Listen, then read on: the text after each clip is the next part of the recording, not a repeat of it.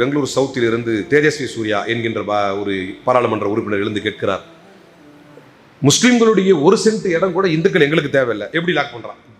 Amendment பில்லுங்கிறது என்ன அப்படின்னா நான் சொல்றேன். வக்ஃப் அமெண்ட்மெண்ட் பில் என்ன செய்வாங்க?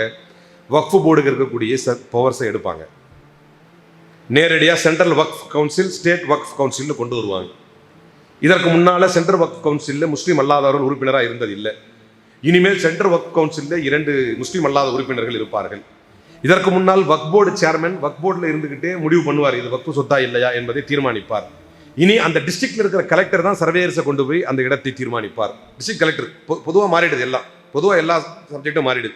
இதற்கு முன்னால வக்ஃப் ட்ரிபியூனல் எல்லாமே நீங்க கொண்டு போவீங்க, அங்க முஸ்லீம் நீதிபதி இருப்பார். இனி வக்ஃப் ட்ரிபியூனல் என்பதே முஸ்லீம் அல்லாத நீதிபதி, முஸ்லீம் லா எக்ஸ்பர்ட் ஒருத்தர் இருப்பார், அதை நீக்கிறோம்.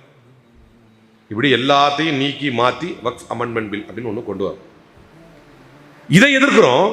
உடனே அவன் என்ன சொல்றா, முஸ்லீம்களுடைய ஒரு சென்ட் இடம் கூட இந்துக்களுக்கு தேவையில்லை, இப்படி லாக் பண்ணி விடுறான். இந்துக்கள் எடுத்துட்டு போயிருவாங்க, இப்ப பிரச்சனை பண்ணிட்டு இருக்கிறோம். அப்ப வக்ஃப்னா என்னங்கிற அடிப்படை என்ன? முதல்ல இதை விளங்கி நீங்கள் மக்களிடத்தில் கொண்டு போய் சேர்க்க வேண்டும்.